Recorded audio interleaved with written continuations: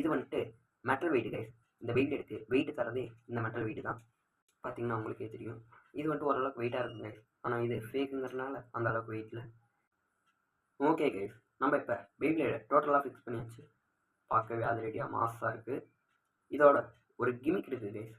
இப்போ இது பஸ்ட் ஆகிற மாதிரி இந்த டிஸ்க்கு சென்டரை தாண்டி போயிடுச்சுன்னா இந்த இடத்துல ஒரு விங்ஸ் ஓப்பன் ஆச்சு பார்த்தீங்களா? அந்த விங்ஸை மற்ற பெய்ப்ளேடு வந்து அடிக்கிறப்ப இந்த இடத்துல இருக்குல்ல கைஸ், இந்த டிஸ்க்கு அது வந்துட்டு ரிட்டன் எங்கே இருந்துச்சோ அதே அந்த பழைய பொசிஷனுக்கே போயிடும் கைஸ்.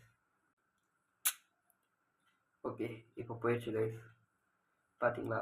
உங்களுக்கே தெரியும் அந்த விங்ஸை மற்ற பெய்ப்ளேடு வந்து வேகமாக அடிக்கிறப்ப மறுபடியும் டிஸ்க்கு உள்ளேயே போயிடுது கைஸ்.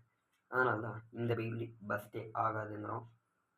இதுதான் கைஸ் இந்த பெய்ப்ளேடோட ஒரு கிமிக்.